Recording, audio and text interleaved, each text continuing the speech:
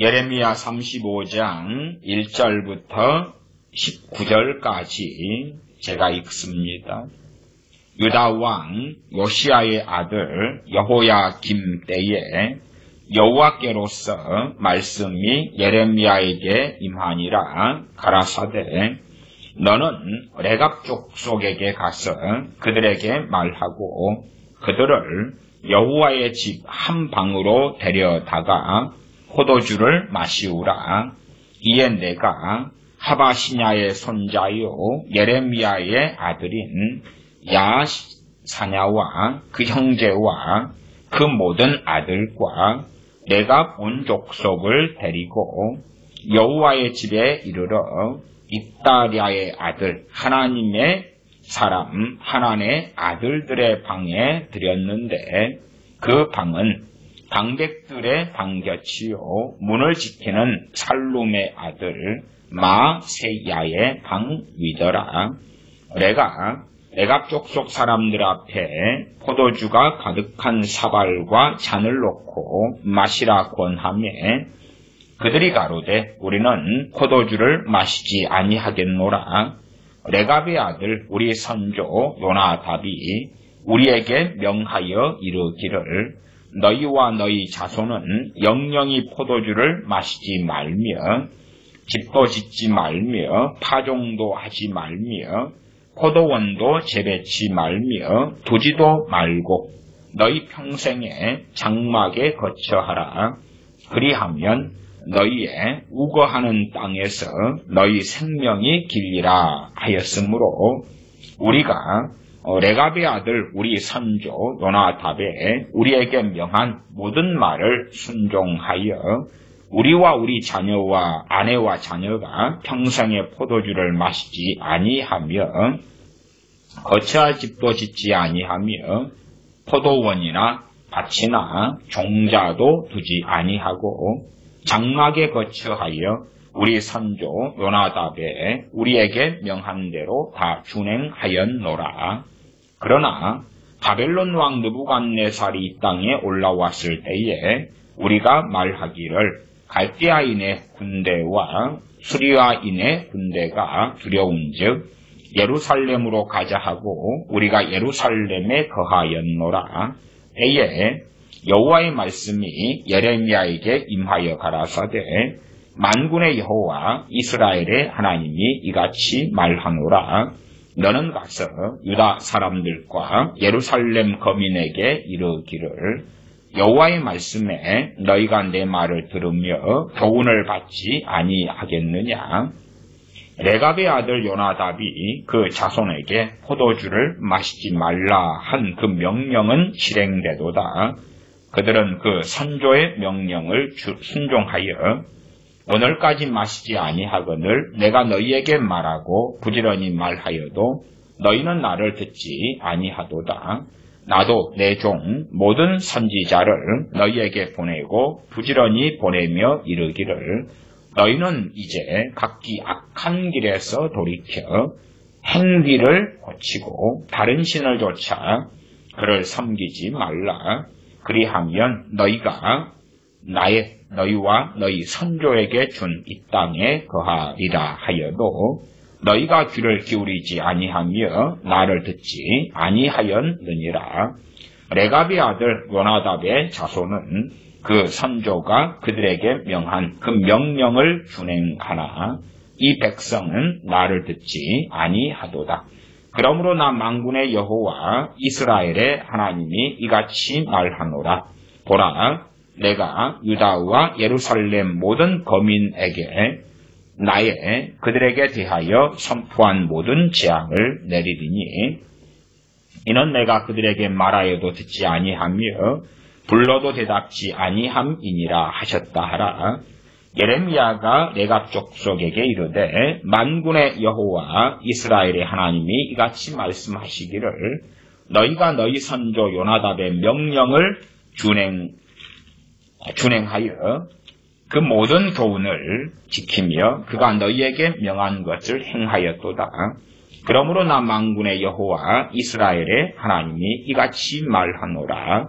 레갑의 아들 요나답에게서 내 앞에 설 사람이 영영이 끊어지지 아니하리라. 아멘. 에레미야 35장의 말씀은 유다왕 여호야김 때에 하나님께서 특별히 레갑 족속과 관련하여서 하나님께서 하신 말씀이 기록되어 있습니다. 그렇기 때문에 그 앞에 유다의 마지막 왕 시드기야의 이야기들보다 더 앞엔 이야기가 되겠습니다. 또한 35장만이 아니라 예레미야 36장도 1절을 보시면 유다 왕 요시야의 아들 여호야김 4년에 여호와께로서 예레미야에게 말씀이 임하니라 가라사대. 그렇게 요시야의 아들 여호야김 왕 4년 이야기도 36장입니다. 37장은 다시 시드기야와 예레미야 선지자의 관한 말씀이 이어집니다. 그래서 시간 순서하고는 상당히 다르다는 것까지는 우리가 알 수 있습니다. 기본적으로 이제 하나님을 경외했던 왕이 요시야 왕이지요. 그리고 요시야 왕이 죽은 다음에 마지막은 그렇게 아름답지 못했습니다. 요시야 왕이 죽은 다음에 그의 아들 여호아하스가 왕이 됩니다. 그자는 악한 자였지요. 여호아하스가 23살에 왕이 된 다음에 석 달을 왕 노릇했습니다. 주로 이제 왕 노릇의 연도를 이야기하며 석 달, 그 다음에 11년, 그리고 또 석 달, 11년 이런 방식으로 갑니다. 석 달, 11년, 석 달, 11년. 좀 외우기는 좀 쉽죠. 여호아하스가 23살에 석 달 왕 노릇하고 끝납니다. 그 다음에 여호야김이 왕이 됩니다. 이 사람은 25살에 왕이 되어서 11년간 왕 노릇하고 여호야김도 요시야의 아들이 됩니다. 본래 이름은 엘리야김인데 바로 누고는 당연히 이집트 애굽의 왕이지요. 바로 누고가 왕으로 삼아서 이름을 여호야김으로 바꿉니다. 그렇게 하고 이제 그 다음에가 여호야김 석 달이죠. 그 다음에 마지막 시드기야 왕 11년입니다. 그래서 요시야 왕 다음에 여호아하스 석 달, 여호야김 11년, 그리고 여호야김 석 달, 시드기야 11년 이런 흐름이 됩니다. 요시야 왕의 사후에 여호아하스 석 달 다음에 여호야김 11년 통치 중에 벌어진 일이다. 그것을 우리가 기본적으로 알 수가 있겠습니다. 이 여호야김도 바로 누가가 왕으로 세웠다가 느부갓네살 왕, 바벨론의 세력이 아주 강성하니까 마지막 11년 가운데 3년은 느부갓네살 왕에게 복종하고 그를 섬겼습니다. 그러다가 3년 후에 배신을 하지요. 느부갓네살 왕을 배신하고 그리고 그는 비참하게 되어지지요. 35장 1절로 일단 갑니다. 유다 왕 요시야의 아들 여호야김 때에 여호와께로서 말씀이 예레미야에게 임하니라 가라사대 너는 레갑 족속에게 가서 그들에게 말하고 그들을 여호와의 집 한 방으로 데려다가 포도주를 마시우라. 레갑 족속 이야기가 나옵니다. 레갑 족속에 대한 기본적인 것은 제가 이 라이프 성경 사전을 읽어 드리려고 합니다. 개관적인 것은 좀 아시면 좋으니까 레갑 족속에 대한 기본적인 것을 우리가 성경 사전을 통해 좀 이해하고 그 다음에 레갑 족속에 대한 말씀을 보시면 좋겠습니다. 라이프 성경 사전이 좀 짧게 되어 있습니다. 물론 이러한 지식은 다 100% 완벽한 것은 아닙니다. 그러나 충분히 우리가 참조할 수 있기 때문에 제가 읽어드립니다. 광야 족속인 겐 족속의 일파다. 겐 족속은 우리가 유명한 사람 압니다. 모세의 장인이 바로 미디안 광야에서 있었던 겐 족속이고 거기에 제사장이기도 했던 그러한 모세의 장인입니다. 모세의 장인이 겐 족속, 겐 부족이다는 인연 때문에 이들은 출애굽한 이스라엘 백성이 광야 생활할 때에 이스라엘에 합류하여 가나안으로 들어간 것으로 보인다. 이 겐 족속의 일파인 레갑 족속이 언제 이스라엘에 합류했냐? 그래서 그들은 귀화한 사람들이죠. 귀화한 사람들. 우리가 이 레갑 족속을 35장 본문을 읽을 때 되면 성전에 드립니다. 이방인은 성전에 못 들어오죠. 그렇기 때문에 이들은 사실 이방인이었다가 구약시대에는 귀화를 하는 것입니다. 할례를 받고 하나님의 백성으로 들어옵니다. 어떤 면에서 신약시대에 와서 이제 이방인인 우리가 주님을 통하여 믿고 세례받음으로 하나님의 백성으로 들어오는 것처럼 그런 참 이스라엘이 되는 것처럼 물론 돌감람나무 가지로서 참 감람나무에 접붙여져서 그런 일이 벌어지죠. 주님의 피로 막힌 다음에 헐어진 다음에 그렇습니다. 구약에서는 할례를 받고 이제 유대인 또한 이스라엘로 귀화를 해야 되는데 그런 족속이 레갑 족속이었다 그 말입니다. 이 겐 족속은 미디안 광야에 주로 있었으니까 거기는 지금으로서는 사우디아라비아 지역이 되지요. 요단 홍해를 건너가지고요. 계속 읽으면 그래서 이스라엘에서 이스라엘이 광야 생활할 때에 합류해서 가나안으로 들어간 것으로 보인다. 이건 추정입니다. 견해는 다 달라질 수 있습니다만은 그러한 것에 딱히 구애받을 건 없을 것 같습니다. 하지만 이들은 가나안에서도 이스라엘 백성과는 달리 성읍에 정착하며 농사를 짓지 않고 여전히 광야에 머물렀는데 이는 정착 생활이 가져다주는 안일함과 우상 숭배의 위협을 물리치고 광야 생활을 통해서 항상 하나님과 끊임없이 교제함으로 신앙의 긴장을 늦추지 않기 위함이었다.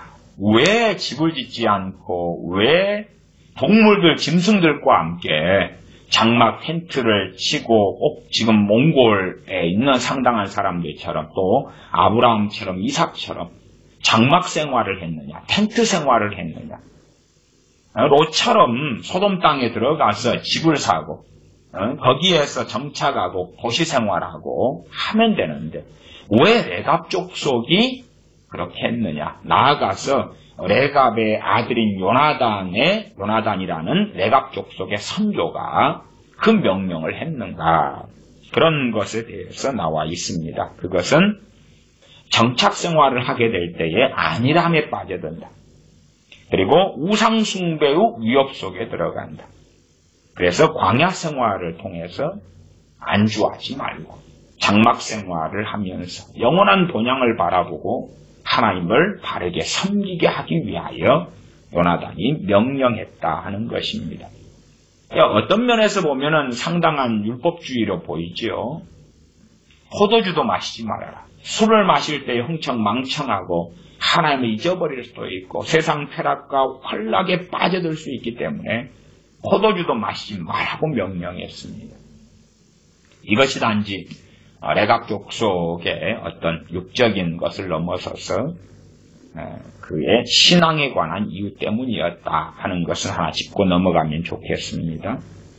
계속 읽으면 실제로 가나안에 정착하여 농경 생활로 일관했던 이스라엘은 바알 숭배 속에 빠져들었던 반면 레갑 족속은 광야에서 유목 생활을 하며 포도주를 금함으로써 이것은 35장 본문에 있습니다. 6절 7절에 있지요. 여전히 경건과 절제의 긴장된 삶을 늦추지 않아서 목백성의 귀감이 되었다. 그 덕분으로 유다 백성이 바벨론에 멸망할 때에도 이들은 계속 그들의 삶을 유지하는 복을 받게 되었다. 그들의 삶을 계속 유지하는 복을 받게 되었다. 이런 말씀은 다 틀린 건 아니고 다 맞는 것도 아닙니다. 왜냐하면 18, 19절을 본문을 확인할 때에 이제 하나님을 섬기는 사람을 끊어지지 않게 하겠다는 약속이지, 레갑 족속 안에도 다양한 사람들이 있겠죠. 어쨌든 레갑 족속에게 주시는 하나님의 복은 우리가 명확히 알 수가 있겠습니다. 이러한 기본적인 사항을 우리가 생각해 보면서 레갑 족속과 관련한 또한 그로 인한 유다 백성, 하나님의 백성의 불순종과 완악함, 그리고 하나님의 심판, 레갑 족속에게 주신 하나님의 약속의 말씀을 살펴보겠습니다. 35장 2절입니다. 너는 레갑 족속에게 가서 그들에게 말하고 그들을 여호와의 집 한 방으로 데려다가 포도주를 마시우라. 주로 이제 여호와의 집 한 방이에요. 여호와의 집. 그래서 여자들이 못 들어갔으니까 남자들이 들어갔다는 것을 알 수 있겠고, 나아가 레갑 족속의 규모가 그렇게 개인 족속의 한 분파니까 많지 않았다까지 생각할 수 있겠습니다. 어마어마한 이런 크기의 족속은 아닙니다. 3절, 이에 내가 하바시냐의 손자요 예레미야의 아들인 야사냐와 그 형제와 그 모든 아들과 레갑 온 족속을 데리고 왔다. 그러면 온 족속도 성인 남자들이 중심이 되는 건 다 아실 것입니다.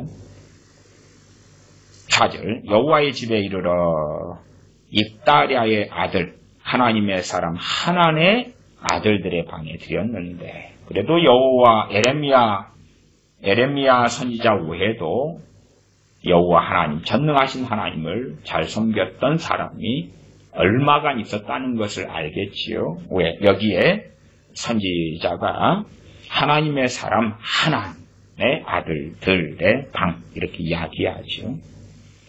하나님의 사람 하난의 아들들의 방에 들였는데 그들은 방백들의 방곁이요, 그 방은 방백들의 방곁이요, 문을 지키는 살룸의 아들 마세야의 방이더라. 5절, 내가 레갑 족속 사람들 앞에 포도주가 가득한 사발과 잔을 놓고 마시라고 하며, 우리 요즘식으로 해도 미성년자에게 술 따로 놓고 마시라고 안 했겠지요. 그래서 성인들입니다. 책임 있는 사람들, 하나님 앞에서 책임 있는 사람들. 그래서 성인들이 주로 우리가 광야에 20세 이상이 결정한 것에 대하여 그로 인하여서 20세 이하가 함께 광야 40년 생활을 했고, 그러나 이제 그럼에도 가는 길은 틀렸죠. 20대 이상은 40년 동안 땅에 엎드려져 죽었고 그 이하는 40년 후에 가나안에 들어갔습니다. 그러한 공통점과 차별점이 있습니다. 그 성인 장병들이 결정한 것에 인하여 그 영향과 고통을 함께 받지만 그럼에도 차별점도 있다는 것입니다. 아비가 포도주를 먹기 때문에 자식의 이가 신 문제도 있고 시지 않은 것도 있고, 그 본문에 대해서는 앞에 예레미야 본문에 있어서 그 두 가지 말씀이 다 나와 있었고 얼마간 다루었습니다. 계속 읽으면 6절이지요. 35장 6절에 레갑 족속이 말합니다. 그들이 가로되 우리는 포도주를 마시지 아니하겠노라. 레갑의 아들 우리 선조 요나답이 우리에게 명하여 이르기를 너희와 너희 자손은 영영이 포도주를 마시지 말며. 포도주를 좋아하는 사람 입장에서는 얼마나 기분 나쁜 이야기겠습니까? 포도주를 마시는 것은 일반적으로 죄라고 할 수 없는 것입니다. 포도주를 마시는 것이 죄라면 포도주와 빵을 통해 성찬하라고 하신 주님의 명령이 잘못된 것이 되겠죠. 그렇지 않습니다. 술의 문제는 간단한 것이 아닙니다. 술에 임박이지 말라 그렇게 말씀하지요. 술이 정욕과 타락의 문제의 중심이 되기 때문에 우리 한민족에게 복음을 증거한 선교사님들은 술을 금하도록 시작했습니다. 당시에 막걸리부터 이 술에 대한 인해에 박히는 이러한 한민족의 심각한 문제들이 있었기 때문에 그렇습니다. 그러나 일반적 맥주 문화처럼 그런 문화에서는 상황은 좀 다르겠지요. 당시에 포도주를 마시는 문화, 주님께서 가나의 혼인잔치 때도 물로 포도주를 만드시는 첫 기적을 행하셨지요. 그러한 포도주 문화에서 또 음료처럼 마시는 그 문화에서 영영이 포도주를 마시지 말라는 것은 상당한 고통을 야기할 수밖에 없고 상당한 절제와 또한 즐거움이 하나를 잃어버리는 일이 되지요. 그것을 요나답은 명령했습니다. 선조 요나답이 명령했다. 7절 집도 짓지 말아라. 집이 있어야지 씻는 것, 먹는 것, 마시는 것, 또한 집이 있으니까 추위, 더위에서 막아주는 면이 있고 들짐승 등이나 치안, 집이 있으니까 문을 단단하게 이렇게 자물쇠로 채우고 잠그고 방비하는 것도 되지요. 정착인 굉장한 복중에 속합니다. 그러나 집을 짓지 말라는 것, 정착하지 말라는 것이지요. 파종도 하지 말아라. 밭을 사가지고 농사를 짓지 말아라는 것입니다. 포도원도 재배치 말며 농장도 하지 말고 두지도 말고 재배치 말며 그 다음에 두지도 말고니까 우리가 재배하지 않더라도 돈을 벌어가지고 소작을 주거나 사가지고 그 이익금만 받을 수도 있는 거죠. 그것도 하지 말아라 하는 것입니다. 너희 평생의 장막에 거처하라. 평생에 죽을 때까지 텐트 생활해라 그 말입니다. 짐승을 데리고 어느 목초지가 있으면 그리 가서 뜯기고 물을 마시게 하고 밤새워 고초로 돌아가면서 짐승을 지키고 그 다음에 또 불이 떨어지거나 물이 떨어지면 더 좋은 목초지를 향해서 돌아다니는 것이죠. 이 레갑 족속은 그런 면에서 이스라엘과 함께 가나안 땅에 들어온 다음에 그 다음에 이 팔레스틴 전역을 돌아다니는 거죠. 어떤 면에서 한 전라남북도 정도 크기가 되는 그런 지역을 돌아다니는 거예요. 이렇게 숫자는 많지 않은 걸 우리가 알 수가 있지요. 그런 삶. 어떤 면에서 세상과 결별되고 그리고 다 부족할 것 아닙니까?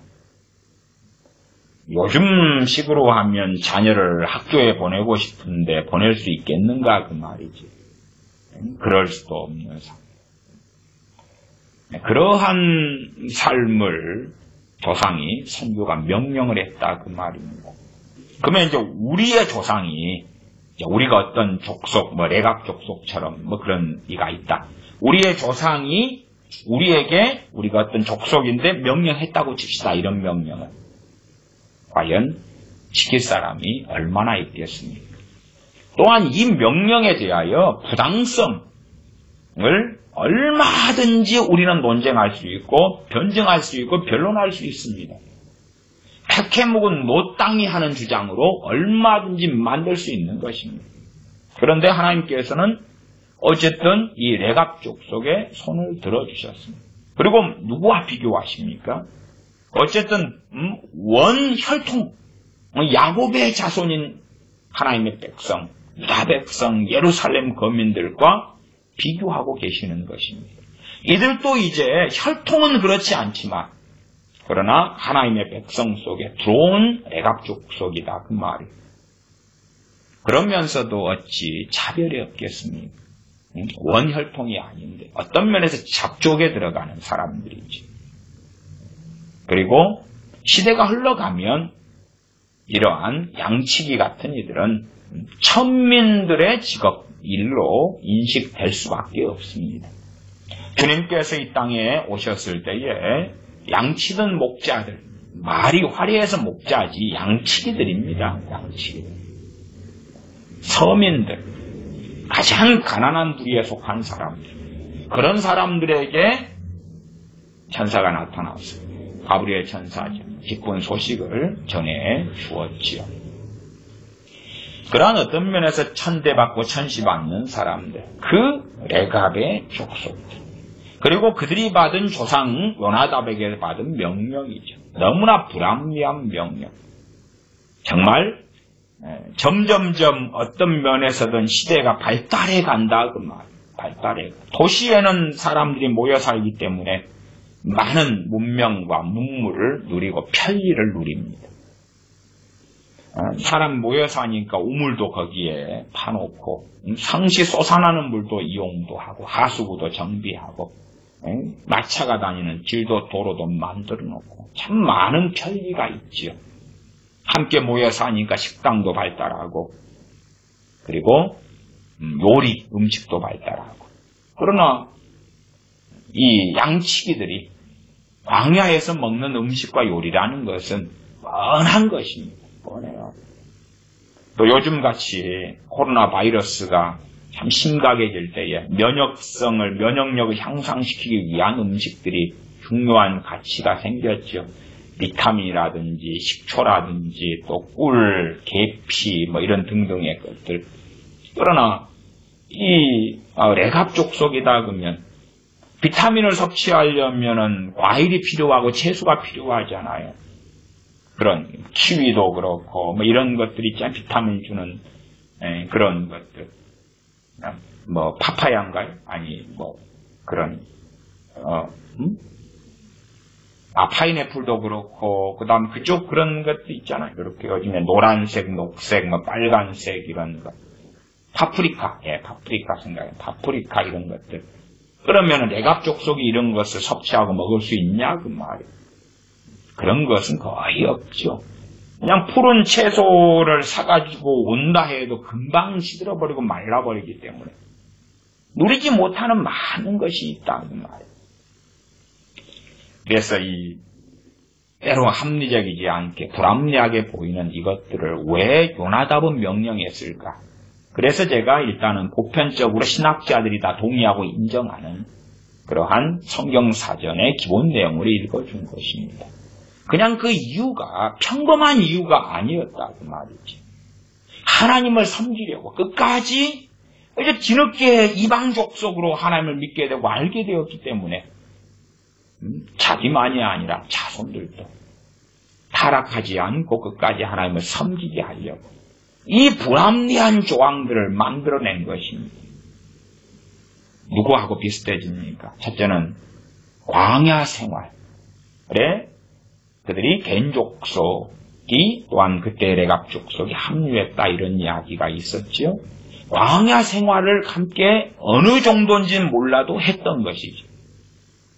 그러면서 거기에서 만나밖에는 먹을 것이 없고 누릴 것도 없는 거기에 살면서 하나님을 섬기고 경유하는 광야 생활을 해왔을 때에 이제 믿음의 조상 아브라함이 있었던 것처럼 그 장막 생활, 텐트 생활을 내 후손들은 이어서 하도록 해야 되겠다. 그리고 요나답은 명령했던 것입니다. 35장 7절을 다시 읽습니다. 집도 짓지 말며 파종도 하지 말며 포도원도 재배치 말며 두지도 말고 너희 평생의 장막에 거처하라. 그리하면 너희의 우거하는 땅에서 너희 생명이 길리라 하였으므로. 너희 생명의 길리라 해서 생명이 무엇일 것 같습니까? 생명. 육체의 생명일까요? 아니지. 아니요. 자손이 계속하여 이어져 간다는 생명도 포함되겠습니다만은 더 원천적으로 하나님 앞에서의 진정한 생명이겠지. 광야에서 병이 들면 의사가 어디 있습니까? 약초를 어디에서 구하고 약을 어디서 구하겠습니까? 병든 사람들에게 가장 좋은 위치는 도시지요. 도시.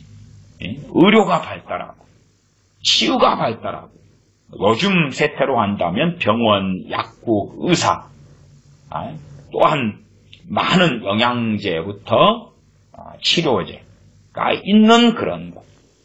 그러나 광야 생활이라는 것은 뻔한 것입니다. 병들면 어디에서 치유받습니까?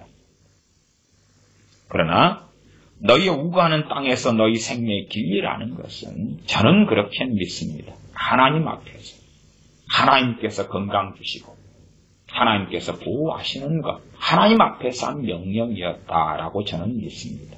그냥 제가 일방적으로 근거가 좀 약하게 그러한 말씀을 드리면 그러면 혹시 어떤 분들은 정신승리다 그럴까봐 제가 라이프 성경사전을 제가 읽어드린 것입니다. 읽어드린 것. 그들이 하나님을 잘 섬기기 위해서 그렇다 이런 본문은 지금 찾기가 어렵습니다. 그러나 이 겐 족속의 일파인 네갑 족속이 그 다음에 지금 여호와의 집에 들어왔잖아요. 여호와의 집에는 누구만 들어올 수 있습니까? 이방이 못 들어옵니다. 여러분이 신약 성경에서도요.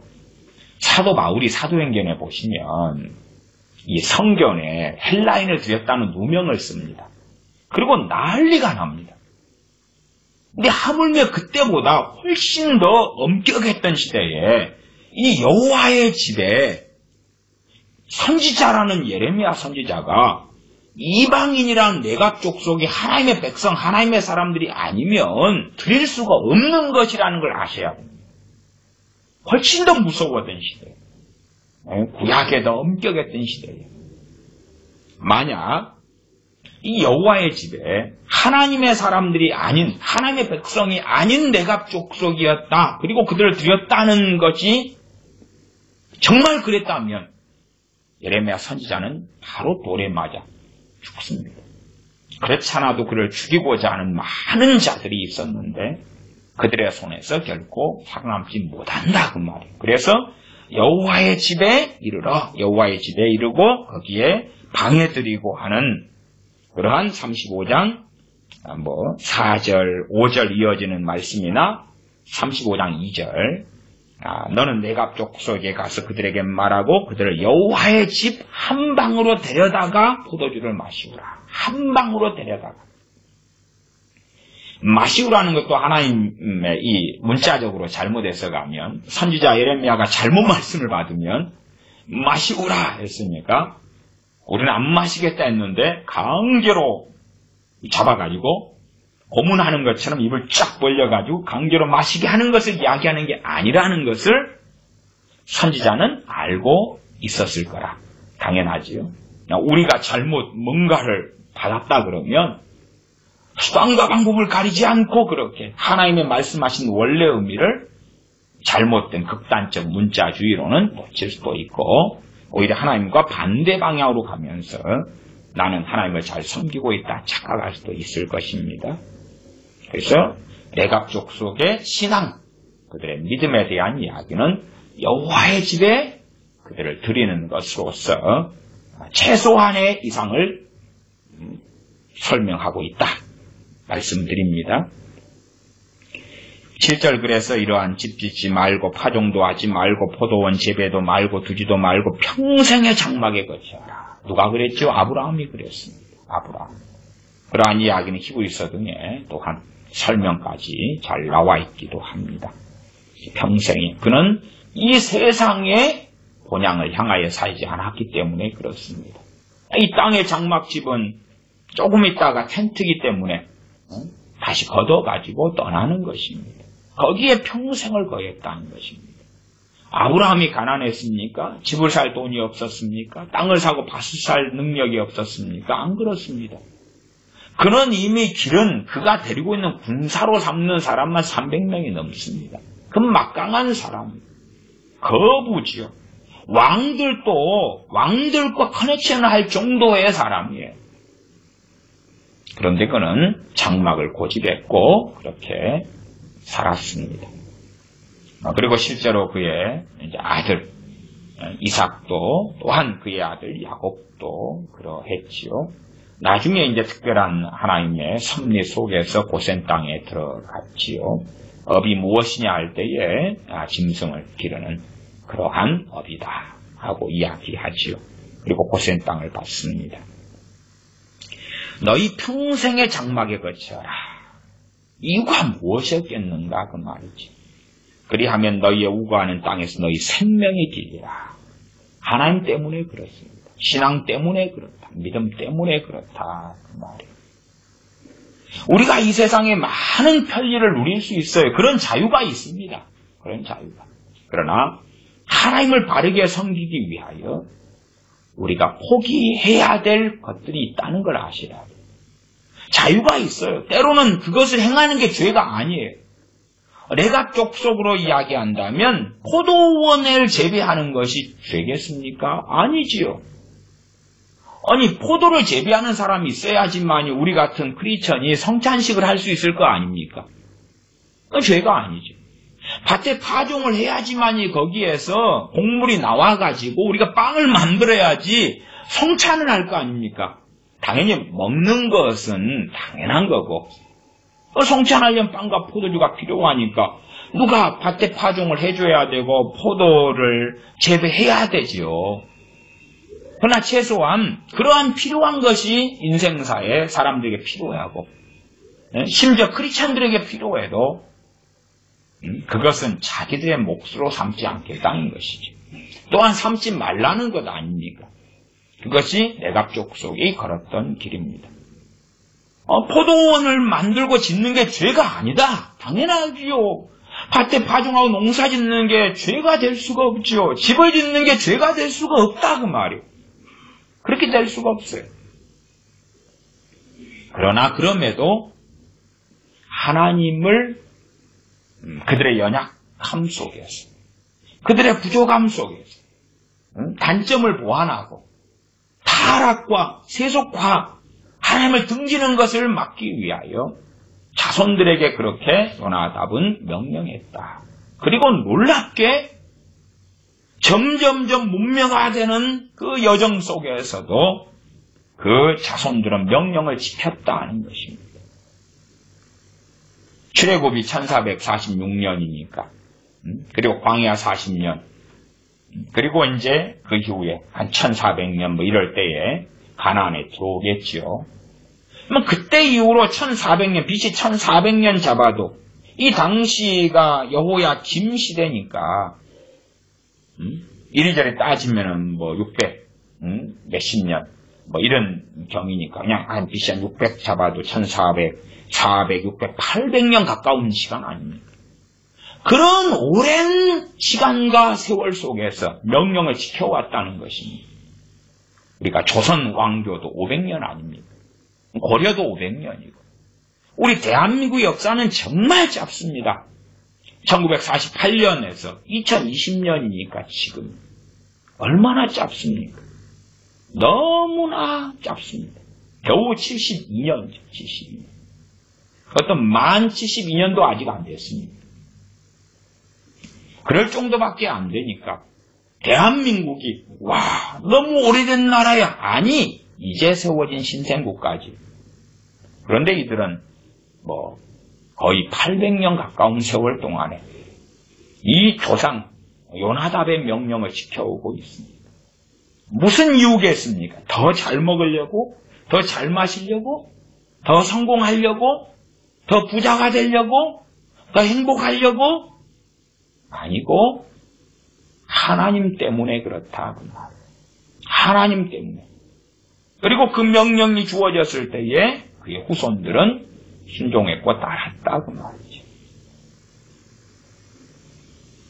우리의 자손과 후손 가운데 뭐 이러한 명령까지는 아니어도 하나님을 잘 섬기기 위해서 뭘 우리가 자손도 아니고 자식한테 명령했을 때 자식이 지키겠습니까? 부모가 노망났다 그러겠지. 지금 이 사람들은요 자식과 자손의 차이가 뻔하잖아요.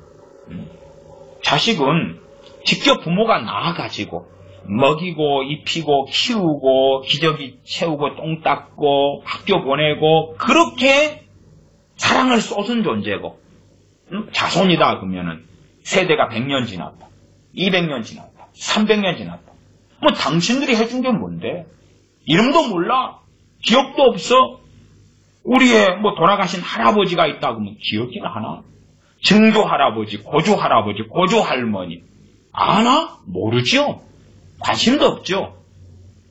그런데 도대체 지나온 연도가 얼마나 오래됐는데 당신들이 우리한테 해준 게 뭔데? 혹은 겐 족속의 한 분파가 레갑 족속이니까 그 미디안 광야에 있었으면 더 좋았을 수도 있겠어.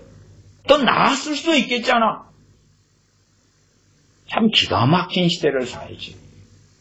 부모가 자식에게 하나님을 바르게 섬기기 위하여 명령해도 따르지 않는 시대인데 그래서 우리의 자식이 복을 못 받는 것입니다.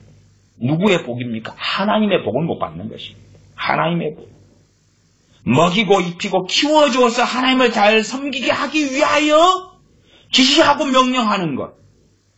죄를 지으라는 것도 아니고 그것도 안 따르는데 우리의 자녀들이 하나님의 복을 최소한 그 복의 근원은 하나님과 함께 살아가는 복이지. 어떻게 받겠습니까? 10계명 5계명에 내 부모를 공경하라. 그리하면 땅에서 장수하리라. 하나님의 명령이기 때문에 부모를 공경할 때 땅에서 장수한다는 것이 간단히 그냥 잘 먹고 잘 살고 오래 사는 것만을 이야기하겠습니까? 이 35장 7절 하반에 너희의 우거하는 땅에서 너희 생명의 길이라는 것이 단지 장수하고 오래 사는 것을 이야기하겠습니까? 그렇지 않지요. 그렇지 않아요. 광야 생활이었기 때문에 더 쉽게 병들고 더 단명하고 그랬을 가능성도 높다고 말이에요. 그러나 하나님 앞에서는 신앙이 이어져가고 하나님을 경외함이 이어져가고 그 복을 받았다고 말이에요. 그 복을 받았다. 그래서 어떤 면에서 저는 그렇게 봅니다. 이 레갑 족속의 이 사람들을 레갑 족속 온 족속을 이 여호와의 집에 있는 방에 들였을 때 별로 많지 않았으니까 그러겠지. 저는 그들이 대부분 하나님의 사람들이었다라고 저는 이해하기도 합니다. 35장 8절입니다. 우리가 레갑의 아들 우리 선조 요나답에 우리에게 명한 모든 말을 순종하여 우리와 우리 아내와 자녀가 평생의 포도주를 마시지 아니하며 자녀가 이제 아버지 증거 있어요? 그거 왜곡된 거 아니에요? 문서 좀 보여주세요. 그 다음에 이 문서가 이게 우리 선조 요나답 그분이 직접 쓴 친필이 맞아요? 유목생활하던 사람들이 문서로 남겨놓지는 않았겠지요. 구전으로 명령이 내려온 거겠죠. 유언처럼. 누가 지킵니까?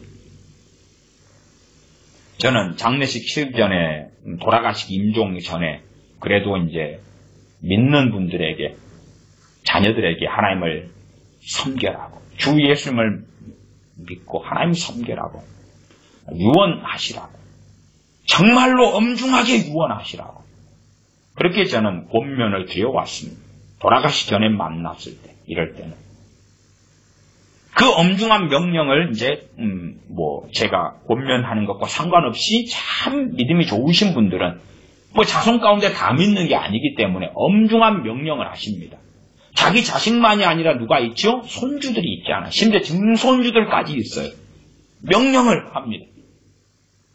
지킵니까? 아니죠. 아니. 심지어 돌아가시기 전날에 명령하고 이제 저 같은 이제 목사가 장례식을 집례합니다. 3일을. 임종을 늦게 하면 그 다음 날부터 하루 이틀 3일. 그 다음에 좀 일찍 돌아가시면 그날을 포함해서 하루 이틀 3일까지. 그리고 이제 하나님을 섬기는 것, 죄에 대한 책망, 우상숭배, 회개 등등을 설교합니다. 죽은 사람에 대해서는 그가 하나님을 잘 섬겼으면 그의 신앙에 하나님을 잘 섬긴 그러한 모델됨을 이야기하면서 하나님을 섬기는 걸 이야기할 수 있겠고 그렇지 않으면 일고에 꺼낼 이유가 없겠지. 어쨌든 그렇게 설교하면 전날 유언을 들었는데 다음날 끝내버려. 예를 들어 믿는 분이 돌아가시면서 기독교 장례식으로 치러달라 그랬어요. 다음날 장례식을 치르러 가면 안 믿는 자식이 제사상을 차려놔요. 유언을 했는데 그런 사람들 미안합니다. 그런 호로 자식들은 너무나 많아요. 너무나 많아요. 미안합니다만은 저주를 받을 것입니다. 그런 자식들이 구원받을 거라고 생각합니까? 아니에요. 부모가 믿고 돌아가셨으니까 구원받아? 아니에요. 저주와 재앙을 받았습니다. 저주와 재앙을 받았습니다. 아니, 친부모가 유언을 했는데도 안 지키죠. 유언을 했는데도.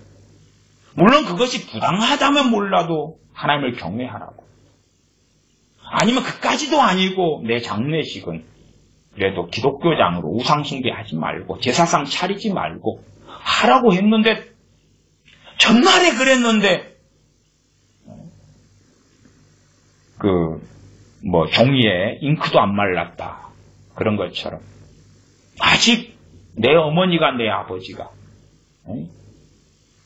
아직 땅에 묻히지도 않았는데 그런데 어겨버리는 것입니다. 그런 일을 종종 보아왔습니다. 그래서 때로는 제가 이런 목회자의 권위로서 그러한 장례식 치른 자녀들하고 싸우기도 했습니다. 극단적인 사례는 상주 그거 있어요. 그걸 저한테 던져버리면서 목사님이 상주하라고. 그런 경우도 있어요. 왜? 자기 식대로 살겠다는 것이죠. 그래서 이 레갑 족속은요, 정말로 놀라운 것입니다. 1년 이야기도 아니고 30년 한 세대 이야기도 아니고 60년 이야기도 아니에요. BC 1400년도로 올라가고요. 이때는 기껏해야 600년대입니다. 600년대. BC 600년대예요. 아직은 586년에 멸망하니까 그걸로 거슬러 올라가면 제가 3개월, 그 앞에 3개월은 지났고 그 다음에 11년, 3개월, 11년이다 그랬어요. 22년 정도지. 22년. 그러면 586년에 22년이면 600년 초가 되죠. 그러니까 어쨌든 800년에 가까운 시간이란 말. 800년이. 5년 전 이야기도 까먹고. 제가 목회했을 때, 한국에서 목회하는 때, 우리나라에서,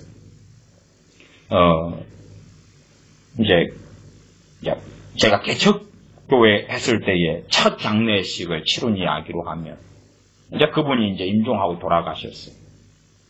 당연히 돌아가시기 전에 다 어쨌든 그 장례식을 통하여 가족들 전체가 믿게 되었어요. 그래서 가족들이 전체가 장례식도 제가 집내했고 또한 가난한 집이어서 음식이나 장례식이나 다 비용을 다 교회가 치르고 그랬어요. 어쨌든 다 믿게 되었어요. 그러나 한 3개월 정도 되니까 빠이빠이. 다 빠이빠이. 3개월 정도 되니까. 이게 한 3개월 정도는 감사한 거죠. 감사한 거. 돌아가신 어머니, 또 가족, 치닥거리 해주고, 돌봐주고, 돈 드리고, 장례식 치러주고, 옛날에 장례식 집에서 치렀거든요. 그러니까 감사해서 믿어주는 신용을 한 거죠. 3개월쯤 되니까 이 정도면 감사 인사 다 한 것 같아. 빠이빠이, 빠이빠이. 아들들부터 다 떠나가지. 가족도 떠나가고. 그런데 거의 800년의 세월이라 그 말이에요. 800년의 세월. 부모가 자식한테 이야기해도 안 듣는데 800년의 세월. 하나님께서 어떻게 왜 복을 안 주시겠습니까? 더군다나 상당히 부당하다 그 말이에요. 나도 집에 살고 싶어. 나도 따뜻한 집에. 나도 폭신한 침대에. 나도 수돗물이 콸콸콸, 우물물이 콸콸콸, 따뜻한 이불 덮고. 아니, 텐트 생활하는데, 당장 방금 짐 싸가지고 떠나는데, 짐이 뭐 얼마나 있겠어요? 에어컨을 설치하겠어요? 요즘식으로 하면? 무엇을 소유하고 가지겠어요? 그것이 평생이라. 이어서 계속 해왔던 삶. 무엇 때문에? 그냥 요나답의 명령 때문에? 요나답의 명령이 무엇인지를 아니까 그렇죠. 왜 선조 요나답이 그 명령을 했는지를 아니까. 정말 진정한 생명이 길리라 장구하는 것이 무엇인 줄 아니까. 어떠한 삶이 가치가 있는 줄 아니까. 그래서 아브라함처럼 장막 생활하고 영원한 본향을 향해서 살아갔던 것이기 때문에. 그렇기 때문에 이 레각 족속들을 여호와의 집 한 방으로 불러가지고 포도주를 마시게 해라. 그런 거지. 그때 이제 더 당사자들에게서 증언을 듣는 거죠. 당사자들에게서. 그냥 그렇다더라가 아니라 그렇게 오랜 세월이 흘렀는데 당사자들 입에서 이구동성으로 증언을 하는 것입니다.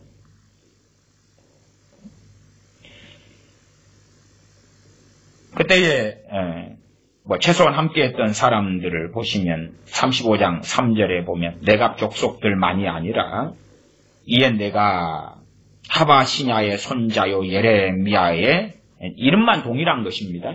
예레미야의 아들인 야사냐와 그 형제와 그 모든 아들과 그 다음에 레갑 온 족속이죠. 이들은 함께 보고 함께 듣는 것이지. 8절로 갑니다. 우리가 레갑의 아들 증언하는 것이지요. 우리 선조 요나답에 우리에게 명한 모든 말을 순종하여 우리와 우리 아내와 자녀가 평생에 포도주를 마시지 아니하며. 자기만이 아니라 누가요? 아내도 자식들도. 요즘에는 자식들한테 이야기하면 아버지 미쳤어요? 정신 나갔어요? 시대가 어느 때인데? 어느 시대인데 이딴 소리를 하십니까? 그러겠지요. 아마 정신병원에 부모를 감금해버릴 수도 있을 거예요. 가출은 여반장일 수 있겠지요. 35장 9절 거처할 집도 짓지 아니하며 포도원이나 밭이나 종자도 두지 아니하고 10절 반복됩니다. 말씀. 장막에 거처하여 우리 선조 요나답에 우리에게 명한 대로 다 준행하였노라. 지켰노라 그러죠. 준행하였노라 그러죠. 지키려고 애를 썼습니다가 아니라 결과를 내놓고 있는 것입니다. 근데 이제 왜 지금 예루살렘에 들어와 있는가 하는 이유까지 설명합니다. 11절 그러나 바벨론 왕 느부갓네살이 이 땅에 올라왔을 때에 우리가 말하기를 이제 평안했을 때나 광야에서 양떼를 키우고 소를 치고 이렇게 돌아다니는 유목 생활이 가능했는데 바벨론 왕의 군대가 오니까 가만 놔두지 않지요. 그래서 우리가 말하기를 갈대아인의 군대와 시리아인의 군대가 두려운즉 예루살렘으로 가자 하고 우리가 예루살렘에 거하였노라. 그래서 예루살렘에 거하게 되었다는 이유를 설명합니다. 임시적으로. 이런 거 다 용납되는, 이것은 조상 선조 요나답의 명령을 어기는 것은 아니에요. 특별한 어떤 상황 때문에 그런 것이기 때문에 그렇습니다.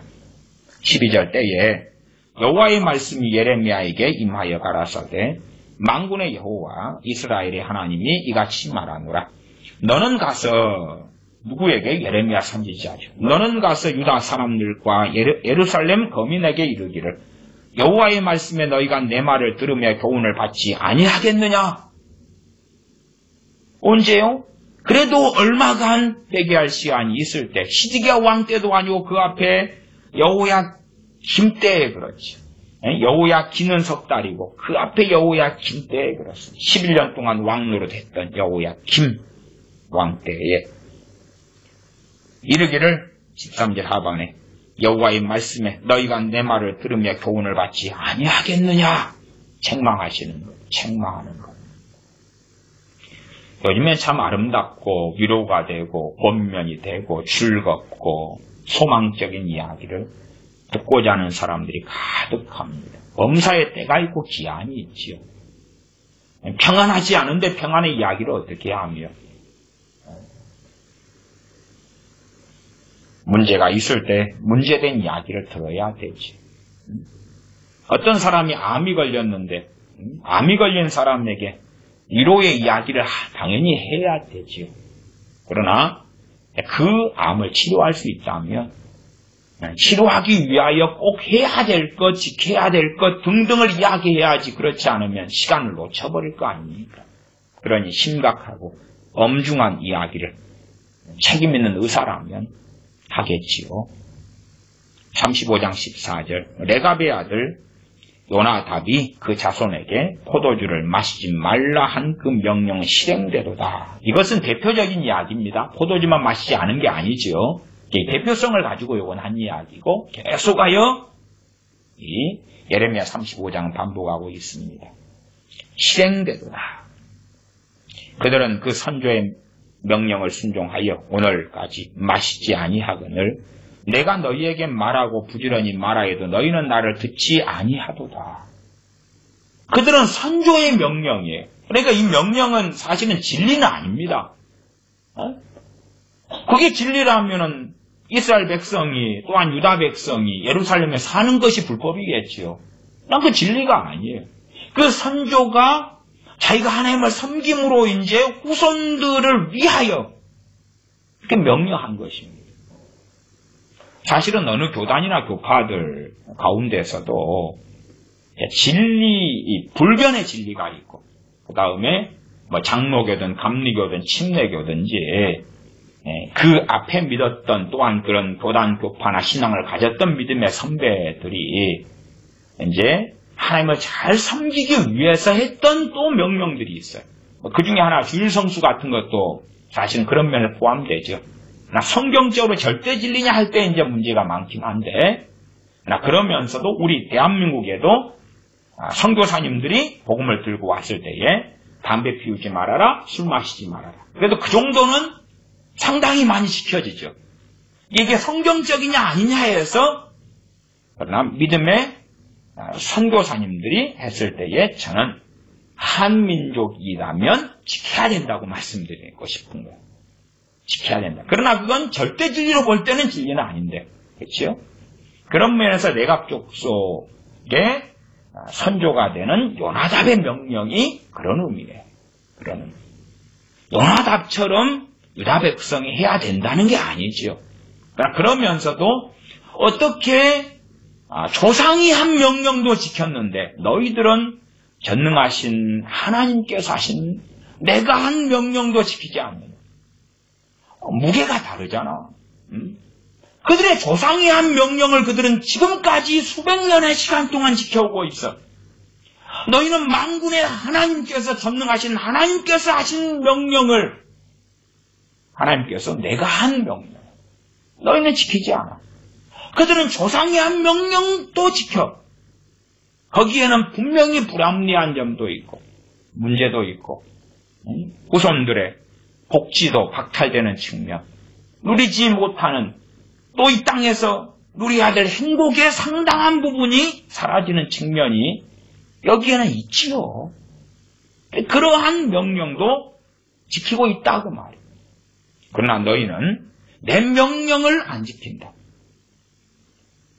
15절 나도 내 종 모든 선지자를 너희에게 보내고 부지런히 보내며 이르기를 너희는 이제 각기 악한 길에서 돌이켜 행위를 고치고 다른 신을 좇아 그를 섬기지 말라. 그리하면 너희가 너희와 너희 선조에게 준 이 땅에 거하리라.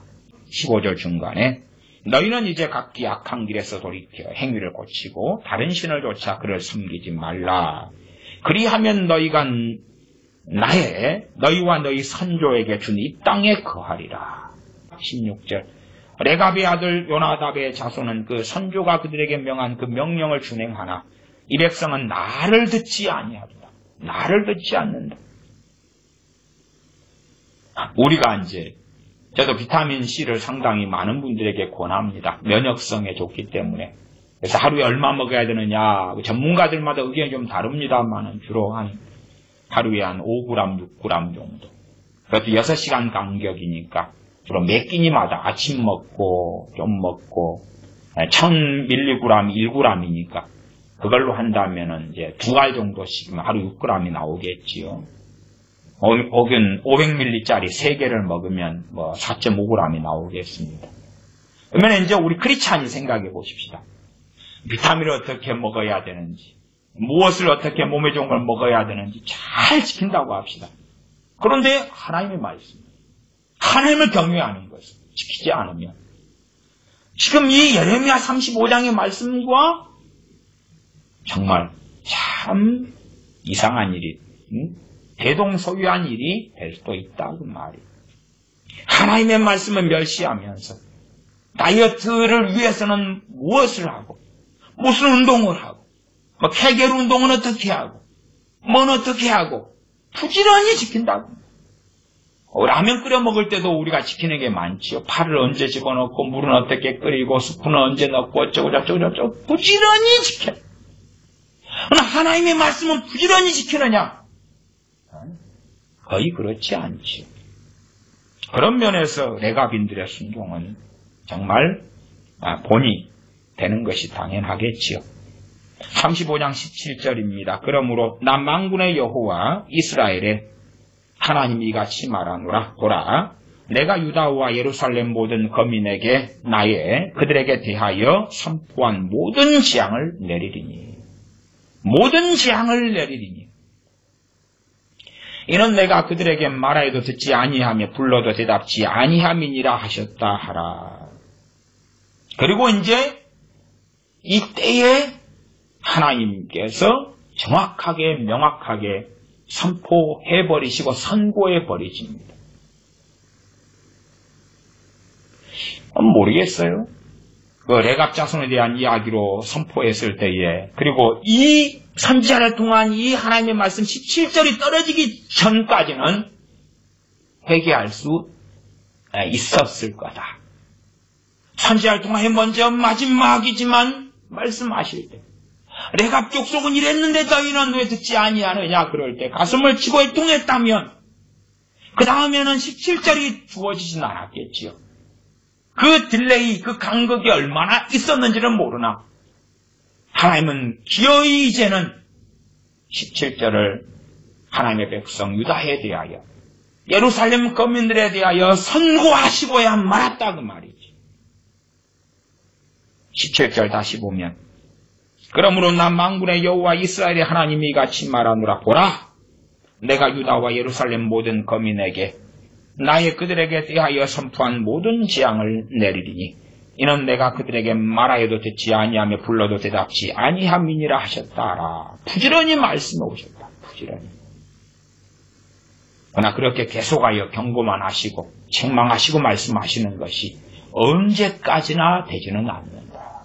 우리도 마찬가지 아닙니까? 복음이 우리에게 전파되고 우리가 안 믿는 사람이라고 합시다. 우리가 믿을 때까지 1000년이고 10,000년이고 살게 되는 게 아니지 않습니까? 어느 때가 되면 인생은 끝나는 것입니다.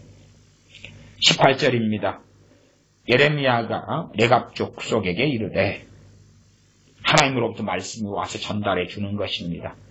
만군의 여호와 이스라엘의 하나님이 이같이 말씀하시기를 너희 선조 요나답의 명령을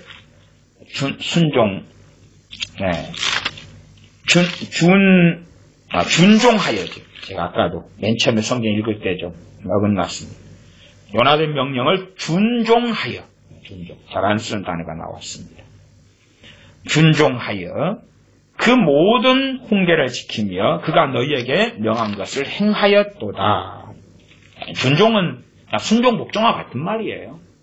그런데 준종이라는 말이 있어요. 준종하여 그 모든 훈계를 지키며 그가 너희에게 명한 것을 행하였도다. 그러므로 나 만군의 여호와 이스라엘의 하나님이 이같이 말하노라. 레갑의 아들 요나답에게서 내 앞에 설 사람이 영영이 끊어지지 아니하리라. 내 앞에 설 사람이 누굽니까? 하나님께서 인정하시는 사람, 하나님의 사람, 하나님을 영화롭게 할 사람. 이 약속이 모든 레갑의 후손이 그렇다는 건 아닌데, 그러나 하나님의 사람이 계속 나오려면 하나님의 은혜가, 하나님의 보호하심이 있어야 되는 것입니다. 근데 그걸 주겠다는 것입니다. 우리가 집안마다 다 틀립니다. 저는 저희 집안 내력상으로 하면은 재능은 별로 없는 집안이고 똑똑함도 별로 크게 그냥 중간 정도, IQ나 뭐나 이렇게 중간 정도, 이 정도로 보아요. 재능은 별로 없고 머리 쓰는 것만 조금 IQ는 중간 레벨 이런 정도지 않을까 이렇게 생각은 해요. 그러면 이제 어떤 데는 정말 천재적으로 기억력이 좋고 재능이 아주 탁월하고 이런 재능이나 유전인자 내력이 있는 집안이 있어요. 뭐 그런 사람들은 세상에서 더 성공하기 좋지요. 또한 어느 집안에 재산이 크게 있다 그래서 자자손손 물려준다 그러면은 훨씬 더 많은 걸 누리기 쉽죠. 이건 복이지요, 한편으로. 때로는 또 복이 저주와 재앙이 되기도 합니다. 그러면 레갑 족속 가운데 레갑의 아들 요나단에게서 내 앞에 설 사람이 영영이 끊어지지 아니하리라. 하나님께서 이들에게 계속하여 복을 주시고 은혜를 부어주신다는 약속이에요. 그 은혜 속에서 하나님의 사람이 계속 나오고 하나님을 영화롭게 하는 사람, 하나님과 동행하는 사람, 하나님께 쓰임받는 사람, 이 약속이에요. 얼마나 놀라운지 모릅니다. 왜 레갑 족속이 요나단의 명령에 따라서 또한 요나답은 그 후손들에게 왜 명령했는가? 요나답의 후손들 레갑 족속은 왜 집을 짓지 않고 밭을 사지 않고 포도원을 경작지 아니하고 포도원을 두지 아니하고 포도주를 마시지 아니하고 광야 생활, 장막 생활을 했는가? 다 레갑 족속도 하나님의 백성에 들어와 있었습니다. 유대인 속에 들어와 있었어요. 성전 여호와의 집에 들어갔지. 그러나 왜 다른 유대인들과 다른 삶을 살았는가? 하나님의 백성으로 들어와서 왜 다른 유대인과 다른 길을 걸었는가? 자유가 있는데 포도주를 마실 자유, 집을 살 자유, 땅을 살 자유, 포도원을 가꿀 자유가 있었는데 왜 다른 길, 다른 삶을 선택했는가? 우리가 많은 것을 할 자유가 있습니다. 그 자유에 대해서도 신약 성경도 많이 말씀합니다. 우리가 모든 것을 할 자유가 있다. 그러나 그 자유에 대하여 오용하고 남용하지 말아야 한다는 많은 말씀을 하고 있죠. 우리의 자유가 다른 사람이 거치는 것이 되지 않도록 해야 된다는 말씀부터 시작해서 자유에 대한 많은 말씀이 있습니다. 단순한 자유가 있는 게 아니라 자유케 하는 하나님의 법을, 율법을 가지고 있다. 그 말입니다. 그러므로 우리의 삶 속에서 우리가 이것저것 다 먹고 마시고 누리고 가지고 소유할 수 있으나 레갑 족속, 레갑 자손들처럼 또한 요나답처럼 하나님 앞에 살아나가기 위해서는 내 약점이 될 만한 것을 구멍이 뻥뻥뻥 뚫려서 죄 속에 마귀업사 속에 들어올 만한 것을 우리가 상당히 제한하고 제재하고 지혜롭게 살아야 하고 무엇보다 레갑 족속의 믿음의 모델, 삶의 모델, 본을 보고 하나님 앞에서 우리가 어떠한 사람이 되어야 마땅하며 하나님 외에 다른 우상 속에 다른 말로 신이죠. 다른 신. 그냥 제우스니 부처니 이런 것만을 이야기하는 게 아닙니다. 바알이니 아세라니 이런 것만을 이야기하는 게 아니에요. 그런 건 아니니까 내가 다른 신이 없다 착각하면 안 됩니다. 얼마나 많은 정교회, 로마 카톨릭, WCC, WEA 등만 해도 다른 기독교, 다른 주님을 만들고 있는 것입니다. 그런 것부터 시작해서 우리가 비록 WCC나 WEA와 상관없다 해도 무죄가 되는 것은 아닙니다. 그런 것이 없었을 때는 다 우리 개신교인이 고상했고 거룩했습니까? 그러지 않지요. 그러면 로마 카톨릭이 있기 전에는 다 거룩했고 고상했느냐? 그것도 아니지요. 나 천주교 아니니까 나 거룩해. 나 WCC 아니니까 거룩해. 나 신천지 아니고 여호와의 증인 JMS 아니니까 거룩해. 그건 어리석은 것입니다. 어리석은 것이에요. 그건 면죄부가 아닙니다. 참으로 하나님을 섬기며 하나님을 영원하게 하는 것을 날마다 배워가야 할 것입니다. 기도하겠습니다. 아버지 하나님, 한 조상의 많이 불합리하게 보이는 복지를 포기하고 누리는 것을 포기하게 보이는 명령을 레갑 족속 자손들이 지키고 따랐던 것을 보며 그에 대하여 하나님께서 하나님의 백성 유대인들에게 하시는 말씀을 듣습니다.